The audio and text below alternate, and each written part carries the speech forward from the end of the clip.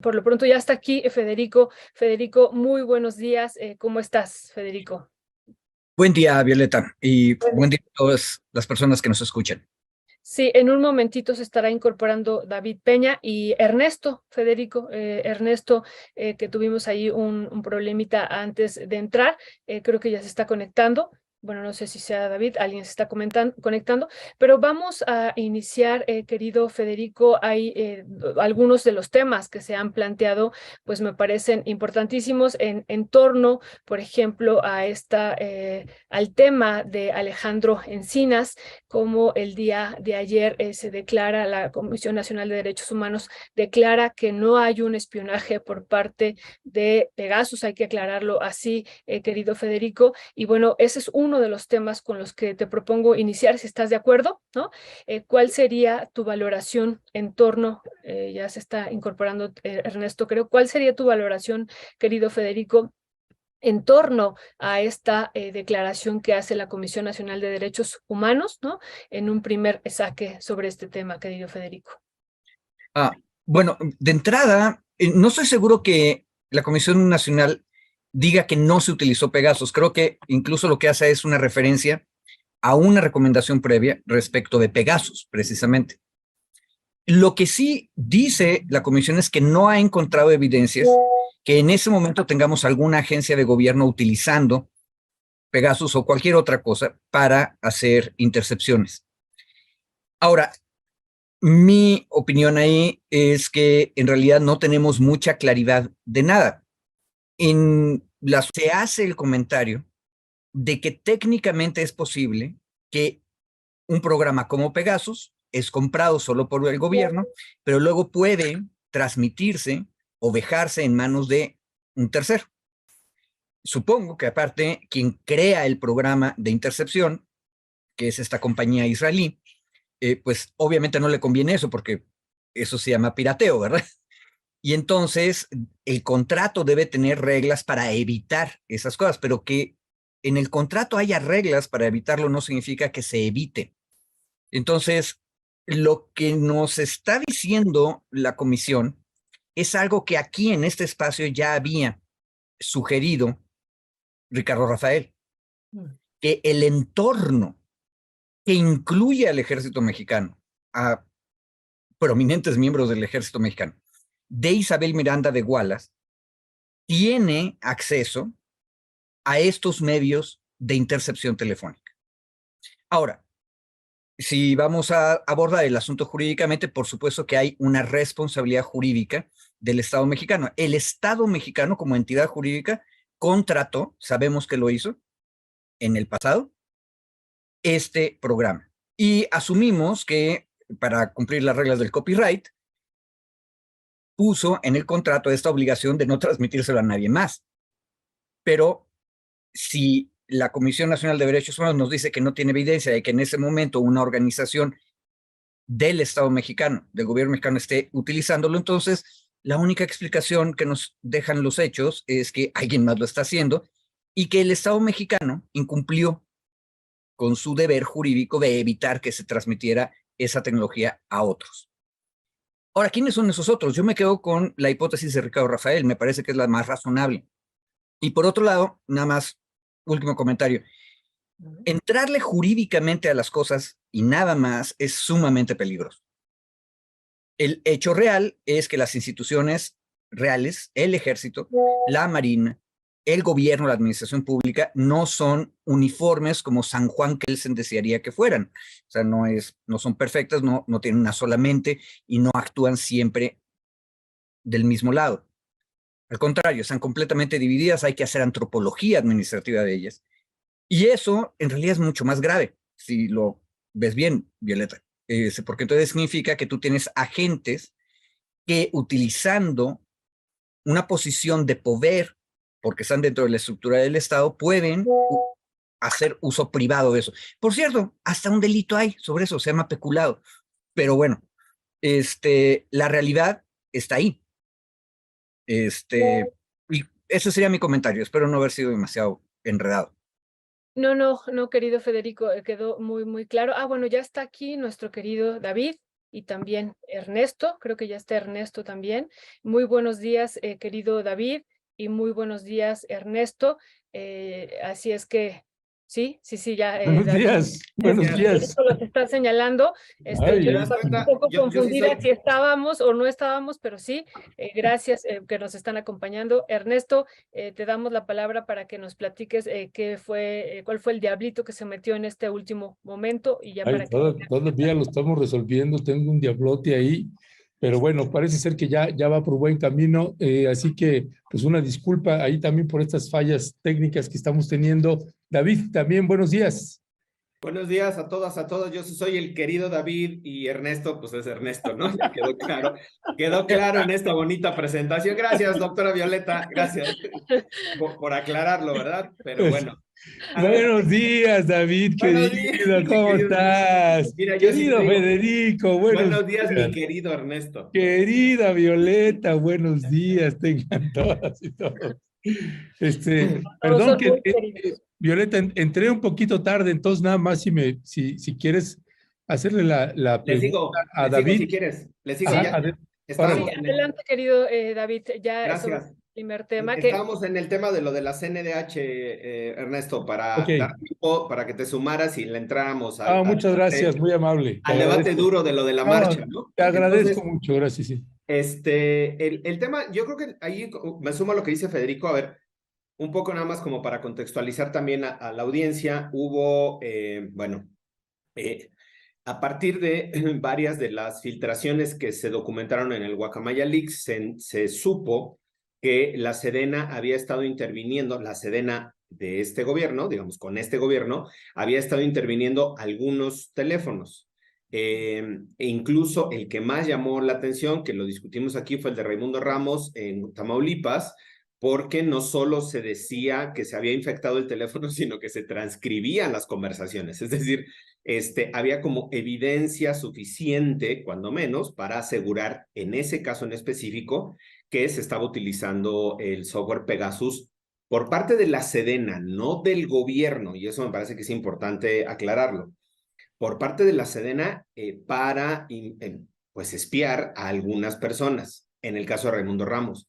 Se documentó después que 2 personas más estaban igualmente infectadas con el software Pegasus en esta administración y que era Salvador Ponce, si mal no recuerdo su apellido, Salvador, un funcionario que estaba en el Instituto de Defensoría Pública Federal con Etsaí Sandoval, que justo estaba llevando asuntos en contra de Isabel Miranda de Wallace, en contra de las posiciones y de los intereses de Isabel Miranda de Wallace, no en contra de ella, ¿no?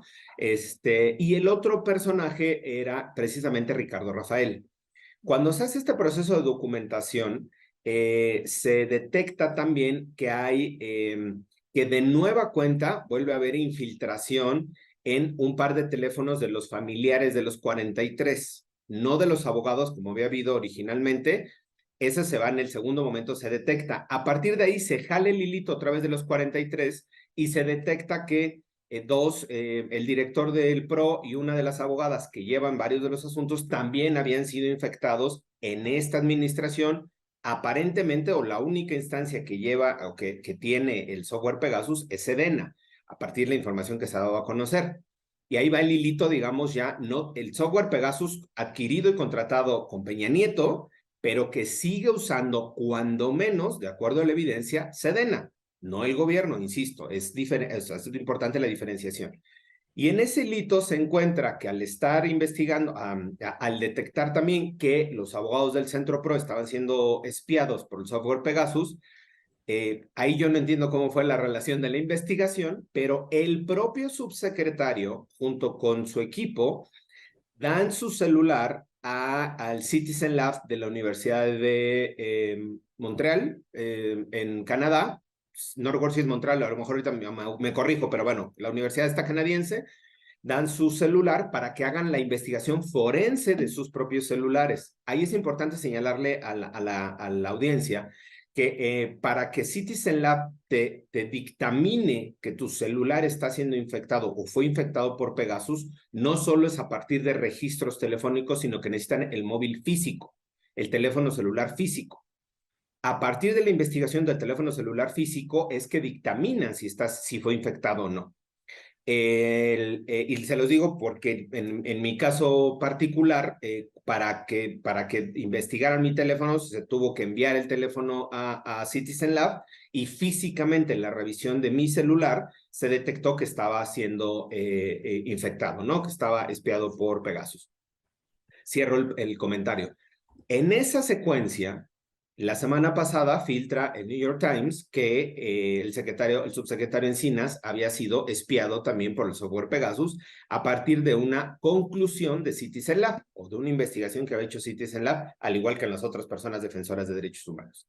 Llamó la atención, se comentó aquí en Momentum, en varios espacios noticiosos, creo que con muy poca relevancia en realidad, creo que con muy poca atención a la gravedad del caso, de lo que implicaba el caso. Y el fin de semana, el domingo, la CNDH emite un comunicado, desde mi particular punto de vista, raro, es bastante extraño, porque la CNDH, desde una posición que no le corresponde, con una investigación ministerial en la Fiscalía General de la República abierta, con una investigación de la Fiscalía General de la República ya judicializada en contra de quienes adquirieron y vendieron Pegasus en México en la época de Peña Nieto, y con una investigación abierta para determinar cómo se está haciendo la utilización del software Pegasus y el espionaje en México a estas personas en específico.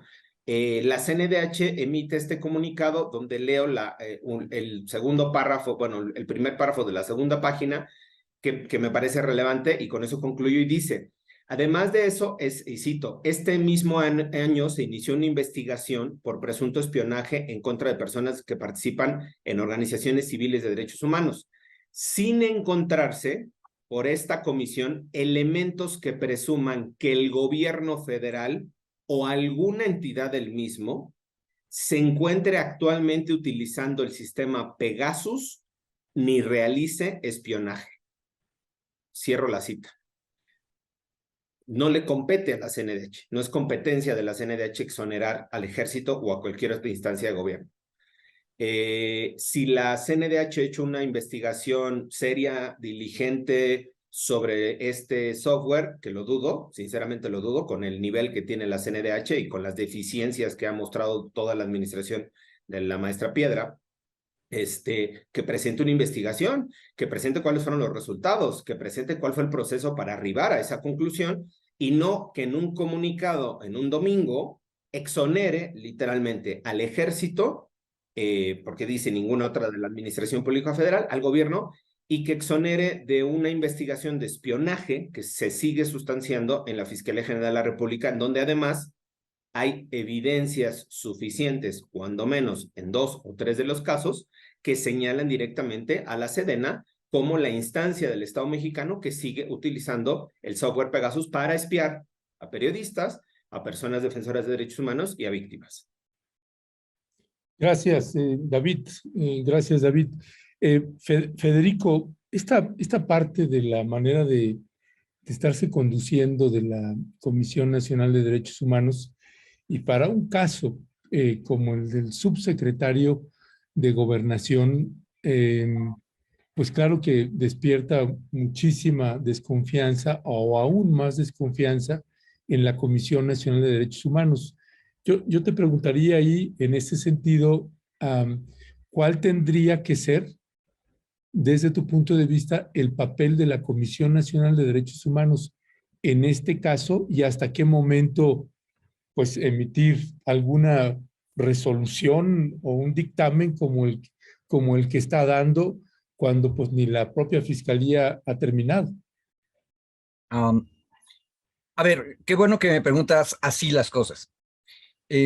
Porque en este espacio, Raimundo de Tamaulipas se quejaba hace 2 meses, 3 meses, de la rapidez con la que la Comisión Nacional de Derechos Humanos emitió su posicionamiento, una recomendación sobre los 4 muchachos asesinados por una partida de militares del batallón de caballería de Nuevo Laredo. Y ahí creo que no es nada más la comisión la que no está terminando de estar a la altura. Coincido con lo que dice David, que la Comisión Nacional de Derechos Humanos luego no termina de hacer bien las cosas. Por ejemplo, a ver, les doy un ejemplo grandote. De manera sistemática, la CNDH impugna vía controversia constitucional cualquier ley porque no hubo ningún tipo de consulta, incluso leyes que benefician a niños, adolescentes o a personas con discapacidad o a personas de los pueblos originarios y afromexicanos, lo cual está bien porque el derecho a la consulta es también un derecho humano constitucional. El único problema es que eso lo que ha resultado estructuralmente es en retrasar la entrada en vigor de esas leyes. Bueno, entonces eso como que no tiene mucho sentido. Parece que la burocracia de la comisión es incapaz de hacer bien las cosas, ni siquiera cuando tiene razón. Pero yo honestamente prefiero tener un dictamen, como dijiste tú, Ernesto, de la Comisión Nacional de Derechos Humanos lo más pronto posible, porque la CNDH no es la fiscalía, no es la que tiene que decirnos cuál es la verdad jurídicamente comprobable ante un juzgado de las cosas. No, es una cosa muy distinta. Nos tiene que decir si hay o no hay violaciones de derechos humanos. Aparte, no tiene que probarlas, por lo menos no con el mismo nivel de dureza con que tiene que comprobar un delito un fiscal que acusa ante un juez. Hay distintos estándares de prueba. Y en ese sentido, a mí me parece sumamente importante que la CNDH haya dicho lo que dijo en el caso de Nuevo Laredo. ¿Por qué? Porque nos está diciendo, de las cosas que conocemos de manera inmediata, sabemos que estos violaron el derecho a la vida de estos otros. Ahora, la lectura es, entonces ya estás exonerando a todos los demás. Yo diría que no. El problema es que no quedó claro y por eso Raimundo tenía toda la razón de quejarse. Esto es lo mismo con este comunicado, porque es perfectamente posible leerlo como una exoneración de la Sedena, y eso, como dice David, no le corresponde a la CNDH. La CNDH debería estar preocupada por el hecho material de que hay alguien, obviamente en una posición de poder, lo que no sabemos si es de poder gubernamental o de poder fáctico, que está utilizando Pegasus y cualquier otro medio de intercepción telefónica, que esa es también otra cosa. Tengan cuidado con los abogados. Estamos hablando de que la intercepción telefónica es el problema y hay muchos programas para hacerlo. Entonces, yo creo que la posición de la CNDH tendría que ser decirnos lo que está mal en general, pero tengamos cuidado porque en realidad la CNDH no emite dictámenes. Insisto. ¿Qué es eso, Federico? Ahora sí que déjame aplicar tu muletilla de... A ver, aplicando esa muletilla, ¿puedes poner otra vez el comunicado, Leonardo? El título del comunicado. Y si eres tan amable de ampliarlo aquí para ese. Pronunciamiento. Es que fíjate, no es solo que exonera al ejército, quién sabe la urgencia de lavarle las manos al ejército, sino que además dice respecto al presunto espionaje contra el subsecretario. Yo entiendo que diga, ¿por qué dice presunto si todavía no está comprobado? No, yo puedo entenderlo, pero me parece que ya hay un golpeteo contra el subsecretario Alejandro Encinas. Pasó lo mismo con el caso de San Juana Martínez y Notimex, ¿no? Y como decía David, también, pues es un asunto bastante serio. Estamos hablando de la Secretaría de la Defensa Nacional espiando al subsecretario Alejandro Encinas, y como decía David de manera muy clara, para que eso pueda ser, sea una investigación pues muy pulcra, pues tendría que haber enviado el celular, lo tendría PopLab, ¿quién es? No, PopLab no. Citizen Lab. La Universidad de Toronto, yo dije Montreal es la Universidad de Toronto. Citizen Lab, que lo tenga, pues es un dato bastante duro y llama muchísimo la atención. A mí, en verdad, me parece un tremendo que sigan, y esto lo coloco, perdón, aquí Federico, David y Violeta, pero porque yo lo mencioné en la conferencia con el presidente Andrés Manuel López Obrador, por qué permitía el acoso del el secretario de la Defensa Nacional, Luis Crescencio Sandoval, de la Sedena, contra el subsecretario Alejandro Encinas, ¿no? Y ahí le dio un respaldarazo bastante importante el presidente a Alejandro Encinas. Pero ahora no lo sentí de la misma manera, ¿no? Perdón, nada más quería colocar estos elementos, ¿no? A ver, una cuestión. Es que precisamente ese es el punto. En lo que estamos de acuerdo, David y yo, es que el comunicado, pronunciamiento, aclaración o documento que nos presenta la CNDH se presta a estas interpretaciones. Ojo, la CNDH misma se le olvida que lo que ella emite son opiniones de indignación. Ojo, no es una agencia investigadora del Ministerio Público. Es un defensor de derechos humanos y los derechos humanos pueden ser violados por el gobierno y por particulares en posiciones de poder. Entonces, cuando la CNDH utiliza, y lo que dijo ahorita Ernesto con mucha claridad, la palabra presunto, nos está regresando al lenguaje de los fiscales. No, el hecho material real es que una persona humana, que aparte de todo es el subsecretario de Derechos Humanos, está siendo espiada. Punto y aparte, ese es el hecho que debe indignar.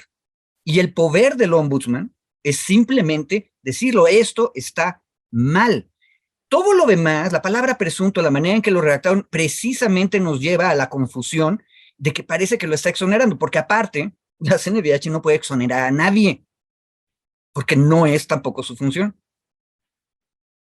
Sí, yo nada más, digamos, para ir cerrando esta parte, perdón, Violeta, para ir cerrando esta parte, creo que lo relevante, más allá, retomando una frase que decía Federico, de no hacer el análisis solo jurídico, sino el texto en su contexto y lo político que implica, me parece que la posición que ha tomado ya la CNDH no es muy clara en esta administración, pero en este caso particular sí me parece incluso hasta una traición al propio trabajo que ha venido haciendo Encinas. Yo puedo ser crítico al trabajo de Encinas, lo he sido públicamente y en privado también, a su equipo, a la forma en la que están operando, a la falta de atención de muchos asuntos, a la falta de seguimiento en otros, a la falta de acuerdos y de compromisos en lo operativo, digamos, pero no, jamás me atrevería a cuestionar la calidad moral, el compromiso, la ética de Encinas, de 2 o 3 de su gente que está con él, también de su equipo, y me parece que el posicionamiento de la CNDH a 4 o 5 días de que se filtra esta información, de que se da a conocer por el New York Times,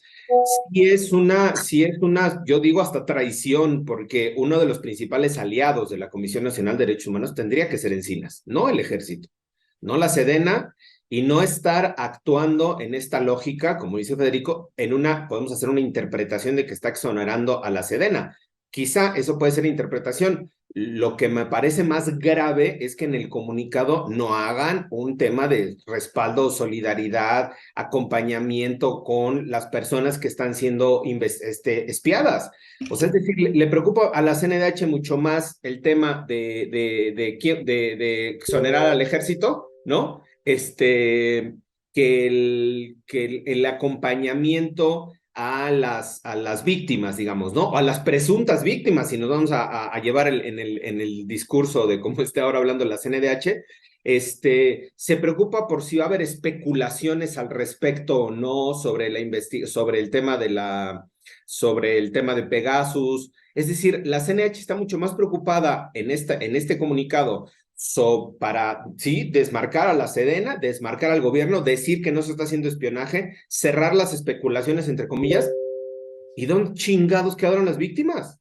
O sea, la CNDH tiene que trabajar en favor de las víctimas.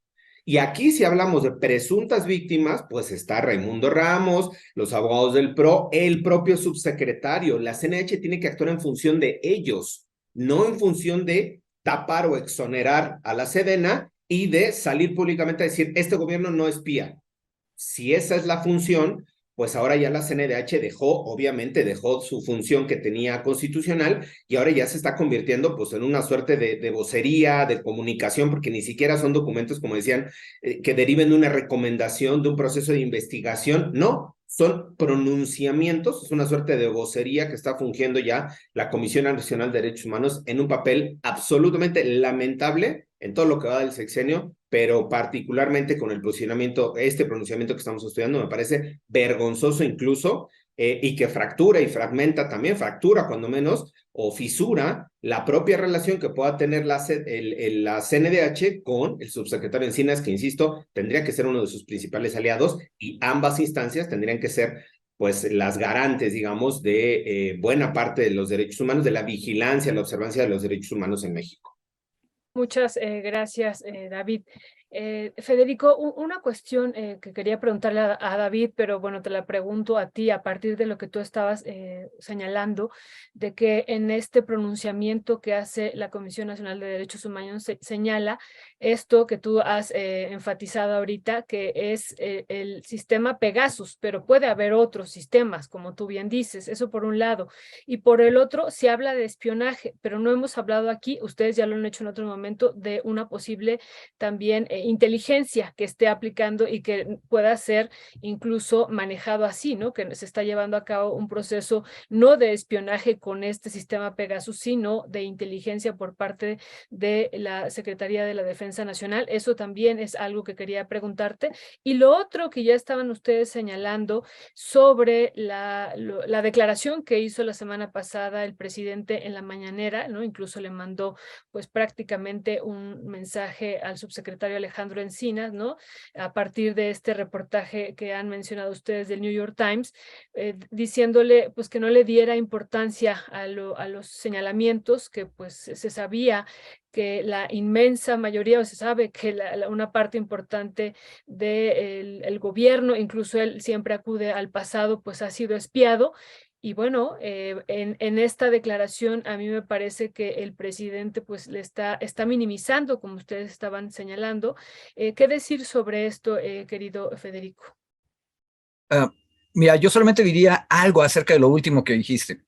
Cuando el presidente le dice a Alejandro Encinas, no te preocupes, porque de todas maneras a todos nos están vigilando, nos está diciendo a toda la ciudadanía una cosa tremendamente grave. Nos está diciendo que con Pegasus o con cualquier otro sistema de intercepción, existen personas con poder, algunas de ellas dentro del aparato gubernamental, en distintas agencias, que pueden espiar a cualquier persona sin tener instrucciones, sin tener órdenes de hacerlo. Y lo peor, más grave, sin darle cuenta de eso a nadie, a ninguna superioridad. Nada más una anécdota. Hace muchos, muchos años, Sergio Aguayo en una conferencia se burlaba de esa situación diciendo que en este país, si no te han intervenido tu teléfono fijo, esto es antes de los celulares, no eres nadie. Pero que el problema que tenía la inteligencia mexicana, el sistema de inteligencia mexicano, es que no tenía centro, ni orden, ni ningún tipo de concierto. Todo mundo espía a todo mundo y nadie sabe qué es lo que realmente está pasando. Ahora, ¿por qué no hemos avanzado sobre el asunto? Porque el derecho a la intimidad, que es un derecho individual, normalmente solo lo vamos a ver defendido cuando alguien se queja específicamente que una conversación íntima respecto de una relación interpersonal, de una enfermedad, de lo que tú quieras, pero que debe haber quedado en su esfera íntima, fue dada a conocer. Ahora, si no es dada a conocer, si nada más está en los archivos de inteligencia de no sabemos quién, o de muchas gentes, porque luego también hay un mercado de trascendidos y de conversaciones, en realidad nunca nos vamos a enterar de que mi intimidad fue violada, pero eso sí es grave, ¿no? Ahora, hay una expresión francesa que nunca estoy seguro que sería, es algo así como panache, y es algo así como andar con el penache que me vale gorro. Que eso es lo que le está diciendo el presidente a Encinas, o sea, ya ni te preocupes, de todas maneras a todos nos están espiando. Pero ahí la ciudadanía tenemos que reflexionar a partir de lo que dijo el presidente, porque eso está mal. De hecho, es pésimo para la seguridad nacional. La vía de veras. ¿Cómo es posible que todo mundo ande espiando a todo mundo? O sea, significa que el día que haya un problema grave, nadie sabe quién tiene la información completa y correcta. Eso está mal y tenemos que resolverlo. Bueno, este tema nos puede dar para más, porque yo tengo algunas observaciones ahí con lo que dices, Federico, porque el hecho de que tú interpretes que el presidente, lo que el compañero quiso decirle a Encinas es que pues no te preocupes porque pues así de por sí nos pasa a todos. Pues sí, pero es la Secretaría de la Defensa Nacional y como él ha dicho en no sé cuántas ocasiones, sí, pero el comandante supremo de las Fuerzas Armadas, pues soy yo. Pues no creo que sea así como, bueno, pues no te apures, pues así pasa con todos, hombre, ya no, oye, pero es que es la Sedena. No, pero pues así pasa con, no, no creo que pueda ser así o deba ser así de A mí simple. lo que me preocupa es que sea así. Tiene toda la apariencia de que es así. Y eso es lo preocupante, Ernesto. Sí, sí, con todo el poder que se le está dando al ejército, pues sí, me quedo pensando no solamente en Encinas, sino en cualquier otro ciudadano, ciudadana, y no solo eso, me quedo pensando en el que venga, sea hombre o mujer, a la presidencia de la República, pues a ver cómo controla pues esa fiera, ¿va? Porque es demasiado ya el poder que tiene, si ni el propio presidente, un hombre que tiene pues un poder importante, un respaldo popular bastante importante, como nunca lo habíamos visto, por lo menos 100 años, pues bueno, pues es algo importante que habrá que analizar. Si les parece, vamos a pasar al Sí, siguiente. sí, Ernesto, solo nada más un comentario del chat que nos hacen y nos dicen que nosotros estamos asumiendo o adjudicando que es Sedena quien tiene el software y quien lo utiliza. Entonces, nada más para aclarar, nosotros no estamos asumiendo ni adjudicando a partir, y por eso dice el contexto. No es tampoco que a partir del New York Times, nosotros creamos que hay solicitudes de acceso a la información públicas en donde acepta la Sedena haber contratado un software, no dice Pegasus, pero un software de inteligencia, de intervención, no sé cuál, en esta administración. Creo que el contrato es 2019. Ese es uno. Toda la información filtrada en Guacamaya relaciona todos estos datos. Información, por cierto, que aunque el presidente haya descalificado y minimizado, la Sedena no desmiente la información que se está publicando, que también es importante señalarlo. Puedes tú descalificar en general en este rollo de quién hizo los Guacamaya, a ver quién le pagó, si no fue Claudio X González, lo que hace el presidente en la descalificación política, que me parece que el presidente está en su papel de actor político y descalifica políticamente, no tiene por qué hacerlo a detalle. Pero la Sedena, que es la involucrada, no ha desmentido, hasta donde yo tenga conocimiento, no ha desmentido ni la intervención ni la información que se está filtrando de la intervención. Entonces, todos esos datos son los que nos llevan a afirmar o a sostener que es la Sedena quien tiene y quien opera ese Y software. ahí también debo yo hacer otra aclaración, porque no es lo que estamos sosteniendo todos. Yo lo que dije es, Sedena sabemos que contrató y tenía. Dos, en el caso de Pegasus, por lo menos, el proveedor del sistema de intercepción tiene una regla de que no se lo puede dar a nadie más, pero tenemos noticia de que se puede dar el sistema a alguien más. Ahora, ¿de qué es responsable Sedena en ese escenario? Pues de haber dejado que lo tenga alguien más. Y eso es precisamente O de lo que... usarlo mal, o de usarlo para lo que no lo contrató. No, exacto. A ver, sí, pero son dos escenarios. Y eso es lo que estábamos diciendo. Lo que estamos diciendo es precisamente que la cosa es mucho más complicada que lo que el comunicado de la CNDH dice. ¿Por qué? Porque resulta entonces que puede haber particulares en posiciones de poder real, y lo dijo Ricardo, que es el entorno de Wallace, que está utilizando esos sistemas. Y otros, porque, ojo, no, insisto yo, no es nada más Pegasus. Y eso está peor. O sea, ojalá y la cosa fuera tan simple como que solo Sedena nos está espiando. No, el problema es que esto es un caos. Ya, pues En la actual administración, añadiría como comentario final. Un detalle, mi anécdota del compañero Sergio Aguayo es de hace 30 años. Y está horrible. O sea, ese caos es malo. Venga, lo que sigue, ahora sí. Órale, bueno, pues pasamos a lo que sigue. Violeta y yo ayer nos tocó hacer una cobertura ahí importante, Violeta, de pues la marcha con varias impresiones ahí que estuvimos recogiendo, que ya se ha hecho una costumbre, que estamos haciendo cobertura pues prácticamente de todas estas marchas y pues que estamos además pues dejando que la gente dé sus piensos, así como sin tratar de estar induciendo las respuestas, sino que más bien la gente nos diga por qué está ahí. Y pues hasta Margarita Zavala nos topamos ahí, ¿verdad, Violeta? Sí, nos topamos ahí a Margarita Zavala y a muchos otros y otras personajes y que bueno, ya les estaremos compartiendo. Si nos puedes tú también comentar, Ernesto, de estos testimonios que recogimos, más o menos como alrededor de 25, 30 testimonios, como si lo vamos a presentar el día de hoy, ya ahí me quedó. Sí. Sí, es que, perdón, con las fallas técnicas que estaba teniendo con estos diablitos, finalmente logramos ya resolver que no lograba transcodificar el reportaje, ya lleva más del 60%, así que lo vamos a poder presentar despuesito de la mesa. Pero bueno, sí, de las impresiones que se dieron, déjame pasar un video que es de los que se viralizaron, que es pues el desalojo que hubo precisamente a los manifestantes.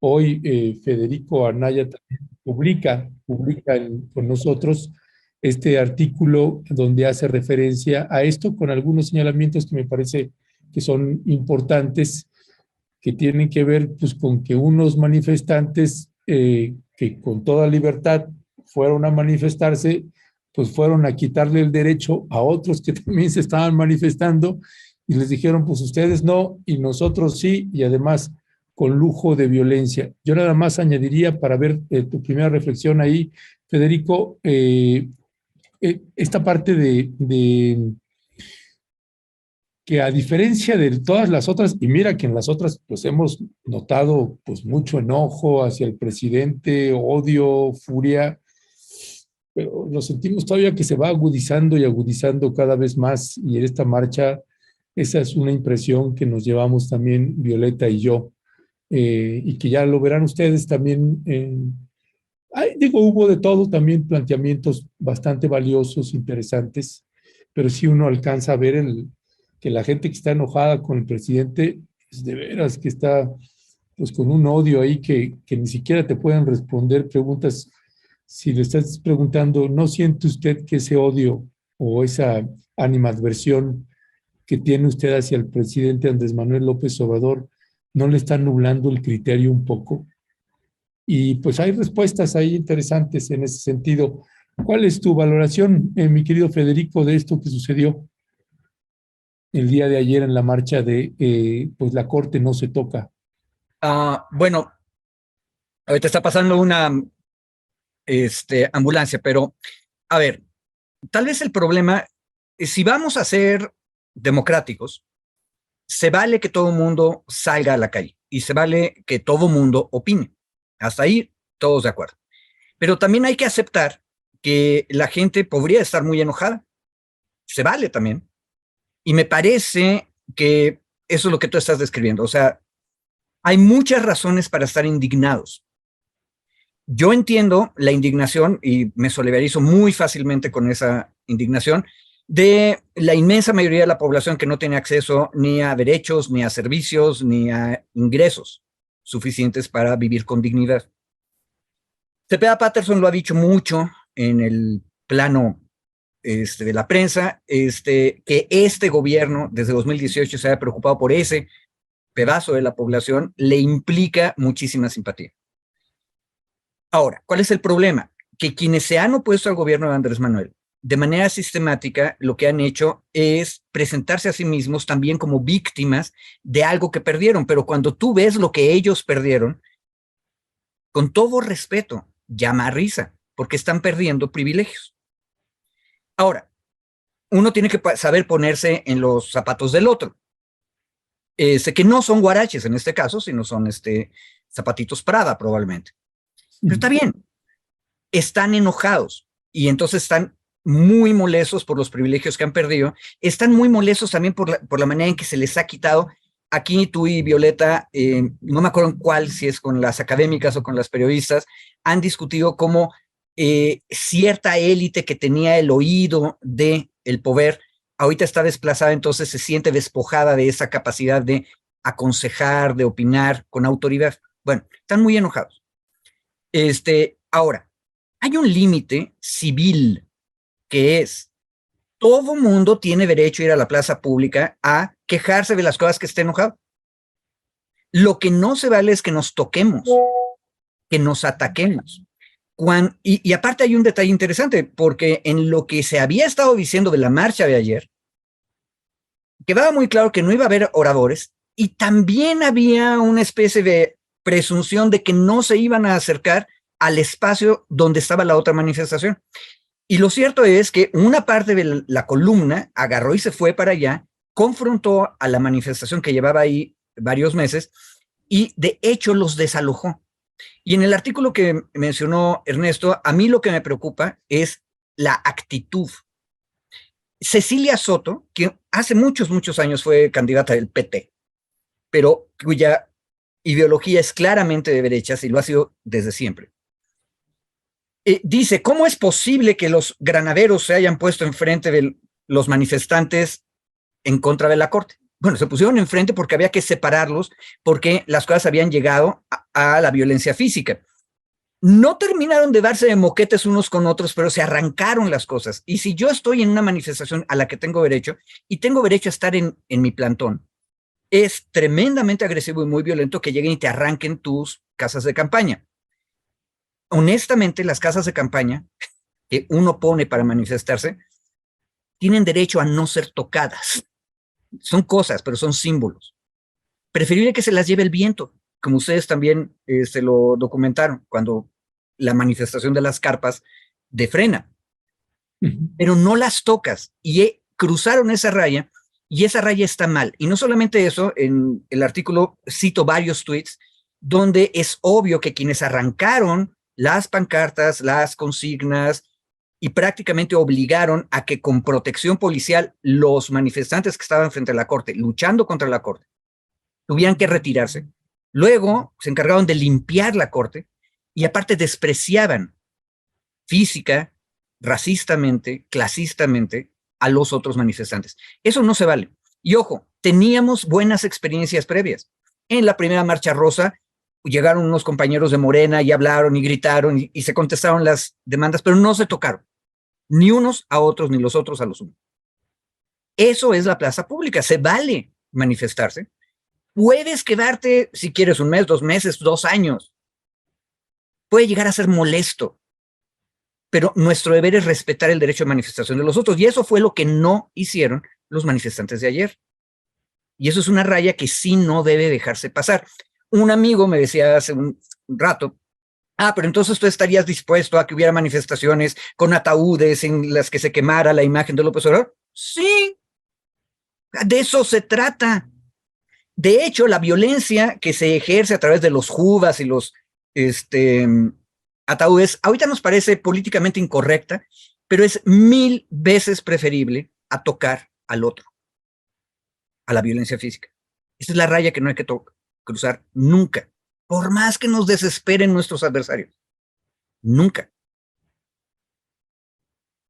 Muchas gracias, querido Federico. Pues sí, de hecho ha ocurrido, ¿no? Se han quemado a lo largo de varios años y ahora también, pues piñatas o imágenes también del presidente López Obrador ha ocurrido, ¿no? Incluso aquí hemos pasado algunas imágenes y videos, eso también se ha llevado a cabo. Pero bueno, en esto que vivimos el día de ayer y que ya les adelantábamos hace ratito y ahorita Ernesto comentaba, pues realmente nos sorprendió, como tú dices, Federico, a diferencia de las otras manifestaciones, de las 2 últimas, la que fue al Zócalo y la que fue al Monumento a la Revolución en noviembre y en febrero pasados, nos sorprendió ahora cómo, decíamos, incrementó pues los calificativos o cómo se incrementaron los calificativos al presidente.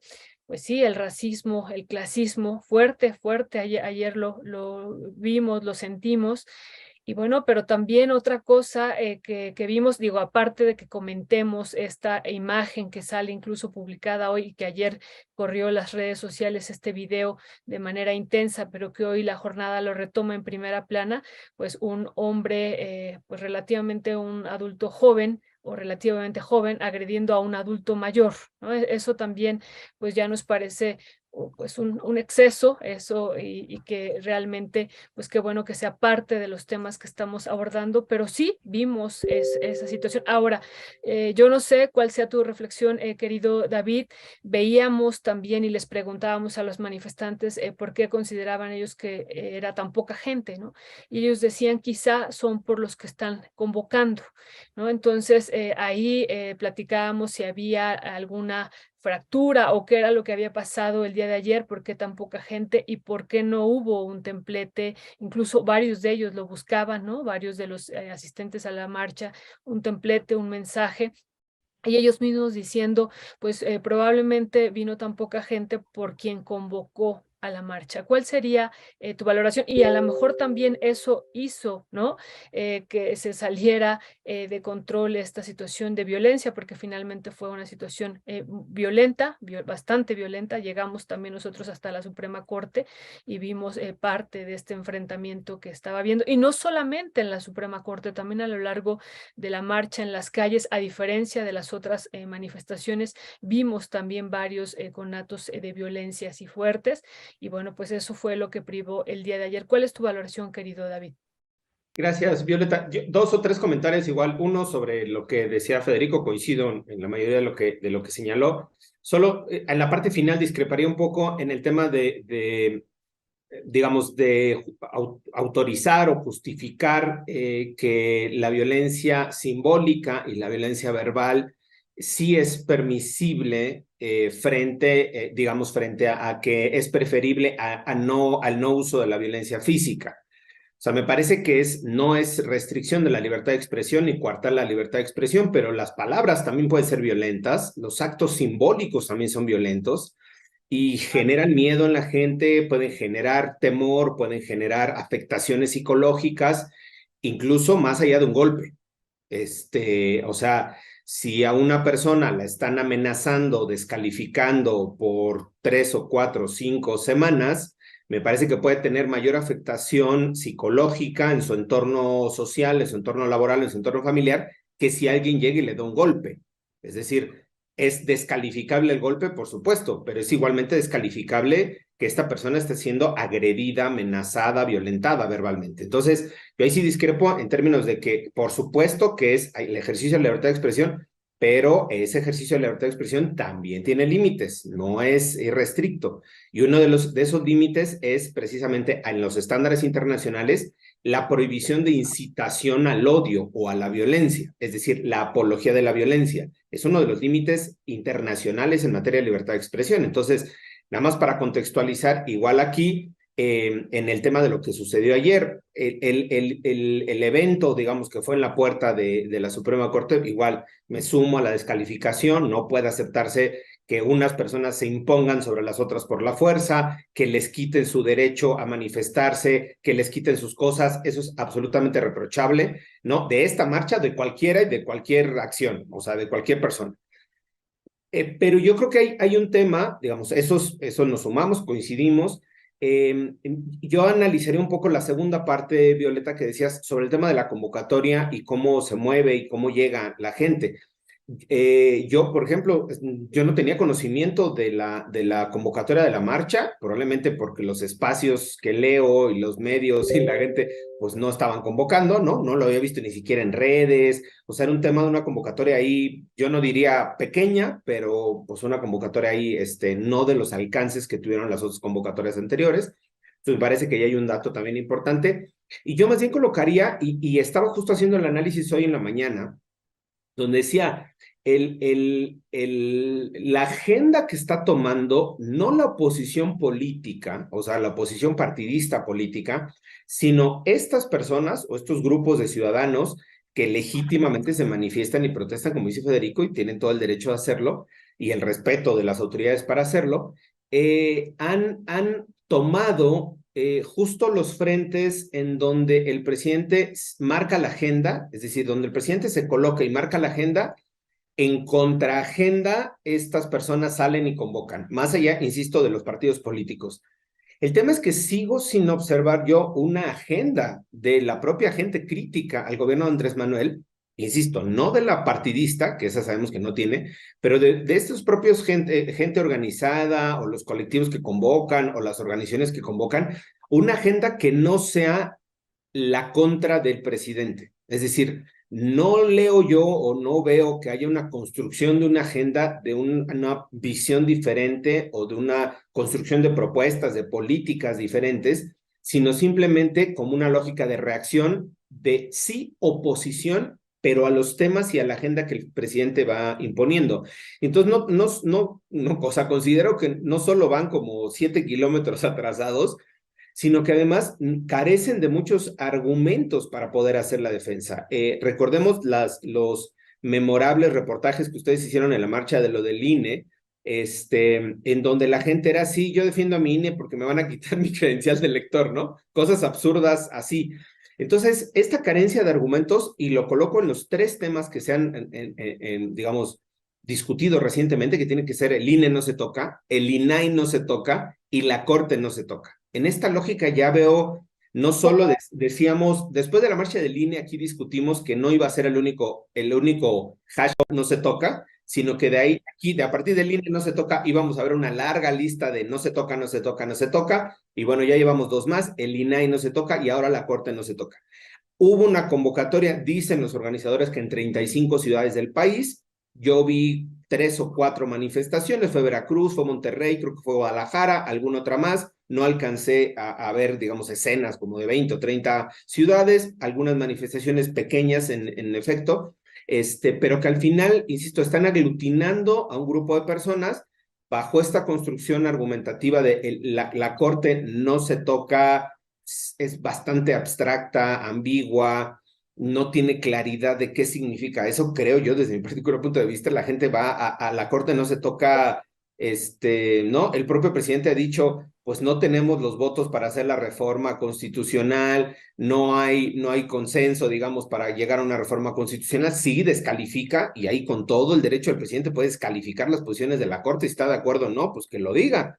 Pero de eso a que eso implica o se traduzca en un desmantelamiento del Poder Judicial o de la Corte, yo no veo aquí, insisto, el presidente puede decir, vamos a cambiar la forma de elegir a los magistrados, vamos a cambiar, claro, pero al final es un poder estatuido, es un poder muy poderoso, valga la redundancia, y que si nos vamos a una consulta pública, de acuerdo al artículo 35 de la Constitución, pues la Corte va a validar esa pregunta. O sea, va a ser un tema ahí complicado si la Corte va a validar una pregunta en donde se diga si estás de acuerdo con la Corte o si estás de acuerdo con cómo se conforma la Corte. Entonces, creo que hay una cosa bastante enredada, no es clara, y ya nomás cerraría diciendo que me parecería más de atención quién y cómo se están convocando estas movilizaciones. Esta fue mucho más rápida que las anteriores, fue mucho menor en cantidad, pero fue más rápida y una reacción mucho más reactiva de lo que está sucediendo ya en la agenda.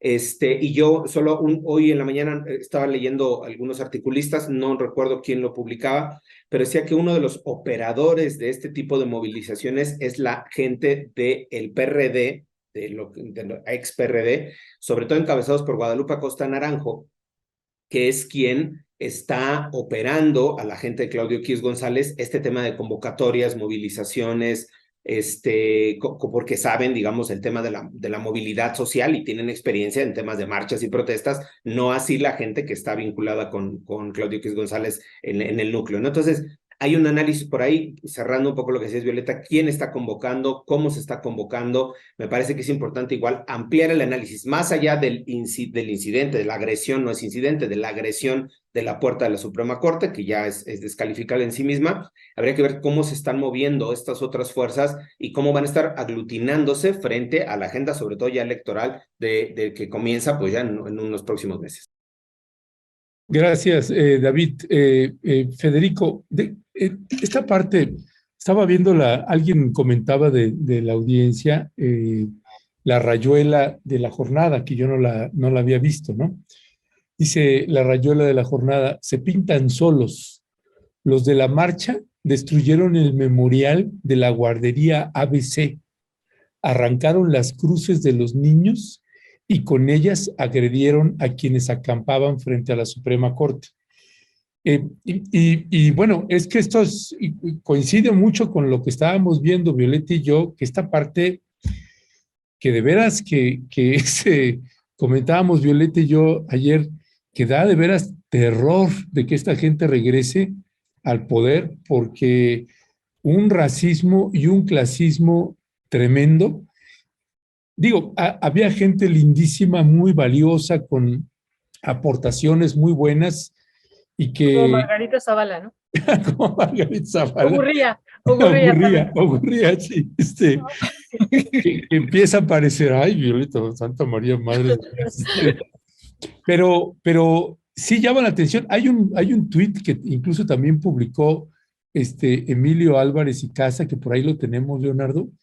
Ese tuit donde, pues hasta Emilio, ¿no? La ciudadanía salió a defender a la Suprema Corte de Justicia y desalojó al grupo de provocadores instalados ahí con anuencia del presidente y Claudia Sheinbaum. Sheinbaum no permite a nadie cerca de sus oficinas y su jefe mandó colocar vallas en Palacio Nacional. La gente se fastidió y ahí le paramos. Esta parte, Federico, que aquí, pues si bien no es una pregunta jurídica, sí es como un termómetro político del que estamos viviendo. Y hoy el presidente decía, y espérense, esta semana, que es la semana electoral, va a estar pero en candela pura, y particularmente porque también están haciendo muchísima movilización y muchísima publicidad en medios de comunicación con la retórica de pues ya Alejandra ya alcanzó, ya rebasó, en fin, que eso también generaba algunas alertas, porque entonces decían, bueno, entonces sí va a intentar el fraude electoral. Lo que pasa es que es una distancia en el Estado de México tan grande que el fraude pues no va a pasar, a menos que mediáticamente acoten la distancia. Y yo no sé, este escenario político me parece tremendo y yo no sé si es por lo que nos tocó ver y sentir a Violeta y a mí el día de ayer, pero sí es algo que creo que debería de medirse de mejor manera. No se está midiendo el encono en el que está entrando la derecha en nuestro país. Ernesto, a ver, no hay manera de evitar el encono. O sea, los que han sido despojados de cualquier dignidad, que es la inmensa mayoría del pueblo, alguna razón tienen para estar enojados, y si en algún momento se convierten en tigre, uno hasta entiende por qué lo hagan. Y hay un detalle, yo insisto en que ser políticamente correcto es una cosa buena, y qué bueno que los estándares internacionales que decía David nos estén diciendo que la violencia verbal y simbólica tampoco debemos permitirle. El único problema es que ese es el ideal al que vamos caminando. Por mientras, 99 de cada 100 están siendo explotados. Y pedirle que sean políticamente correctos es injusto, porque, David, tarde o temprano ese discurso termina diciendo que la rebelión del EZLN está mal. Y estaba mal desde el momento en que se llamó a la rebelión, porque era violencia simbólica. Entonces yo no voy a caminar hasta ahí, aunque sí, te reconozco que es un principio bueno. Ahora, encono siempre va a haber. Lo que tienen que hacer los partidos y los actores políticos es darse cuenta de las consecuencias que tienen sus acciones. Y aquí hay un detalle interesante. Alguna otra amiga me decía hoy en la mañana, bueno, pero el problema es que llevaban 2 meses enfrente de la corte y no dejaban entrar a nadie y estaban interrumpiendo la administración de justicia, etcétera. Bueno, eso es una exageración, porque al final de cuentas puedes entrar por la parte de atrás, tiene como 4 entradas a ese edificio. Entonces realmente no es una molestia que merezca eliminar el derecho a la manifestación. Entonces no se vale utilizar ese argumento. Ahora, ¿cuál es el problema? El problema fuerte es que tengamos a un viejo defensor de derechos humanos, que es Álvarez y Casa, diciendo que está bien desalojar a alguien. No, siempre es malo desalojar a alguien. Tienes que negociar hasta todo lo que puedas. Y lo peor de todo es esto: en el momento en que cruzas la raya y tocas físicamente a tu contraparte, pasa lo que dice ahí la rayuela. Ya no te ciegas, ya no sabes qué es lo que estás haciendo, y entonces ya no disiernes, ya no te fijas, oye, esto no es lo que pusieron ellos, sino es el monumento de la guardería ABC.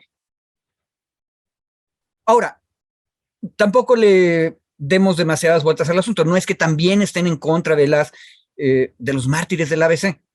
Simplemente es que perdieron el control y por lo tanto las cosas salieron mal. Ahora, un detalle. Un último argumento es: el plantón que estaba enfrente de la Suprema Corte de Justicia estaba promovido y auspiciado por un poder, que es el poder del gobierno.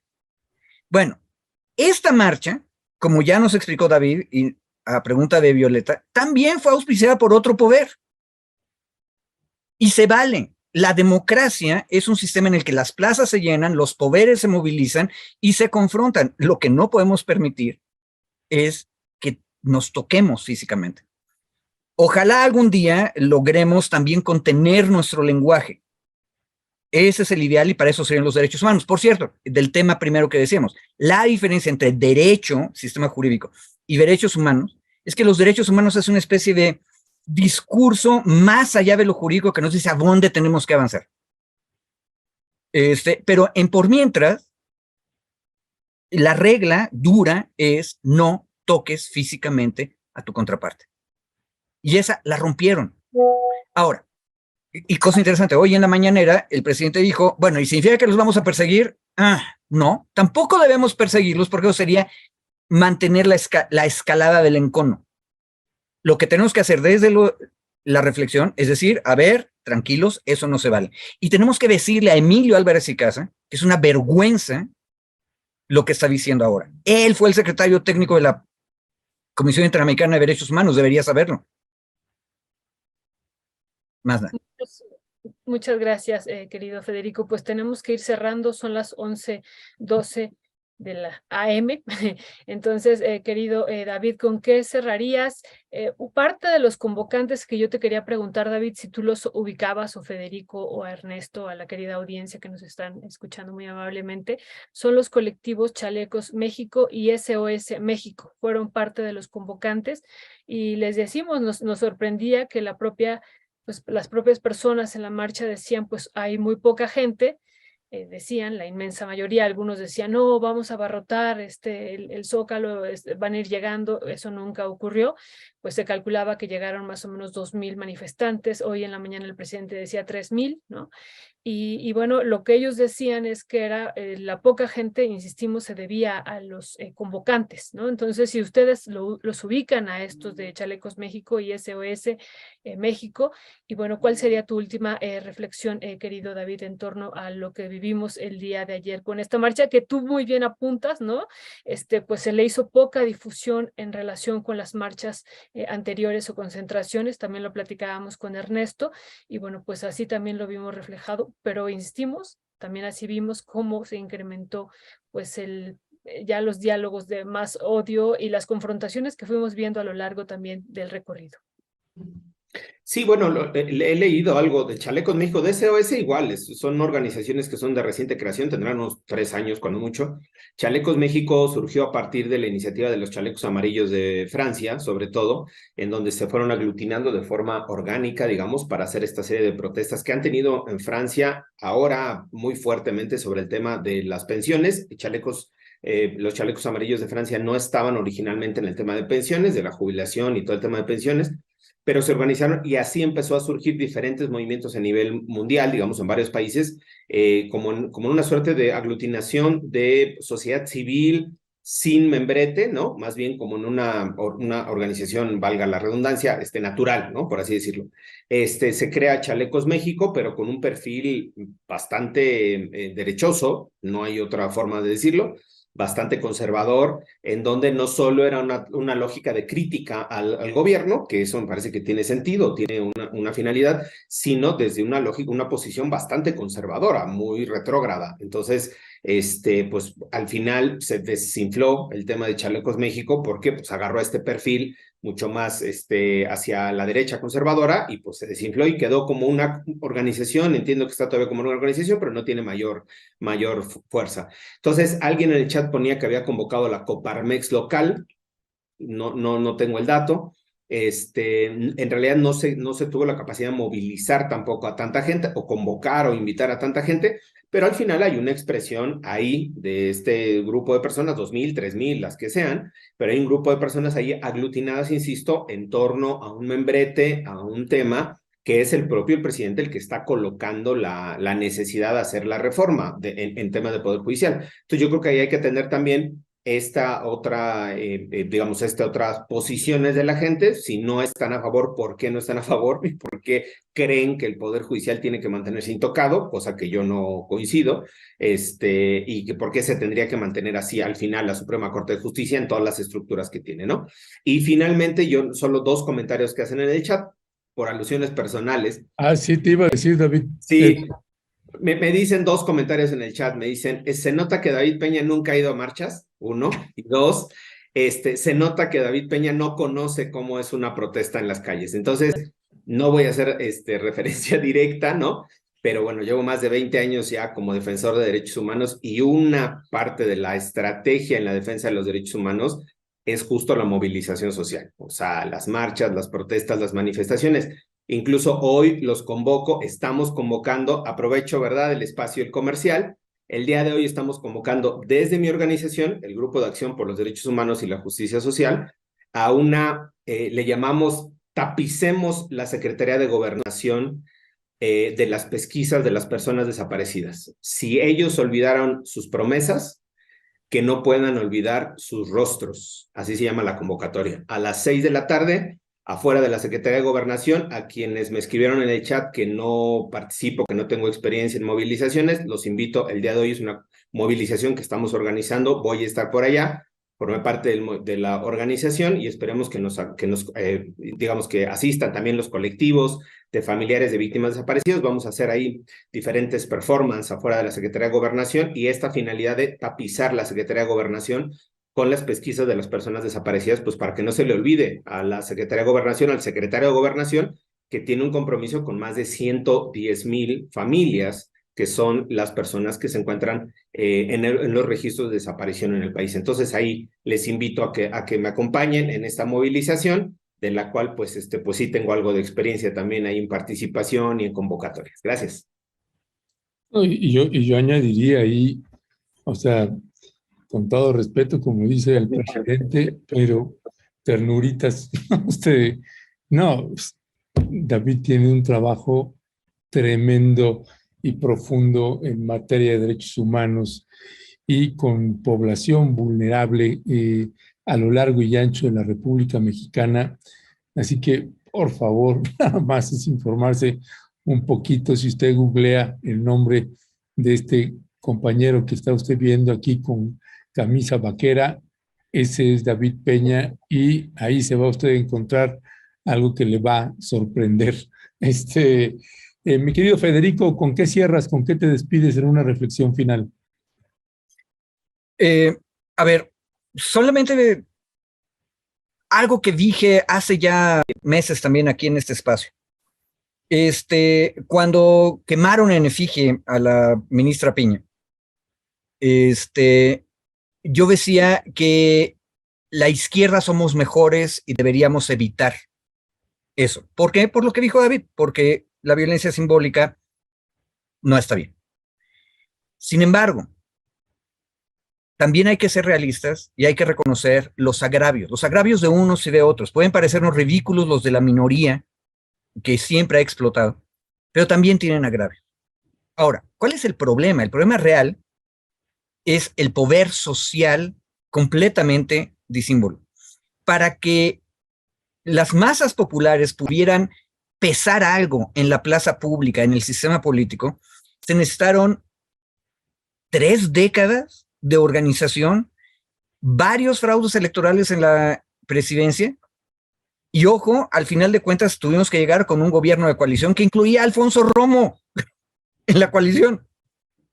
O sea, ni siquiera, si nos ponemos duros, ese gobierno es un gran gobierno de izquierda. Y sin embargo, la pequeña élite que ha tenido todo el poder, que se puede movilizar, que aparte tiene todos los medios tradicionales de su lado, de todas maneras lanza su agravio. Por eso sí exagero, o más bien, no exagero al decir que el cruce de raya, el agarrar y desalojar, arrancar las carpas que hizo la pequeñita manifestación de las derechas ayer, es malo, es terriblemente malo. ¿Por qué? Porque aparte de todo, se saben impunes. Y saben que socialmente van a ser apoyados por los grandes medios. Tengamos cuidado con eso, porque la democracia trata de hacernos a todos iguales, pero lo cierto es que no lo somos. Y lo cierto es que en este momento, anecdóticamente, de manera rarísima, algo parecido lejanamente a la izquierda está en el poder, pero es tremendamente difícil que se sostenga y que repita. Tengamos cuidado. Lo de ayer es una señal grave. Y no es que el encono está mal. El asunto es que sí tenemos que volvernos más civilizados, acercarnos a lo que nos decía David de los grandes estándares internacionales. Muchas gracias. Sí, gracias. Y mire, también perdón con los comentarios que han estado haciendo. Cuando usted ve a David con los ojos que parece que está durmiendo, no, está leyendo. Tienes que aclararles eso, por favor. Sí, porque me dicen, denle café a David, ya se está durmiendo. No, bajo los ojos para ver el móvil, mire. Entonces, acá. Nada más, yo quería comentar algo, Ernesto, queridos Federico y querido David. Quería comentar esto de cómo lo ha encabezado el periódico Reforma, lo que ocurrió ayer, y a mí me ha llamado mucho la atención. O sea, no habla de una situación de violencia, sino dice, marchan y despejan la sede de la Corte. Eso es la forma como lo ha cabeceado Reforma y que dice muchísimo. Entonces creo que también es importante pues ver, digo, no nos extraña cómo se ha venido manejando o cómo se manejan estos medios, pero cómo están manejando esta marcha, pues que contrasta con el encabezado o contrasta con la portada, decíamos, de la jornada, que realmente pues es fuerte. Así es que pues nada más hay para tenerlo presente. Así es, pues muchas gracias, David, muchas gracias, Federico, les mandamos un fuerte abrazo y sí, esta jornada, este periódico Reforma, pues manda también los mensajes políticos que ya sabemos cómo los manda. Gracias, David, Federico, un fuerte abrazo. Abrazos, gracias, saludos. Abrazo.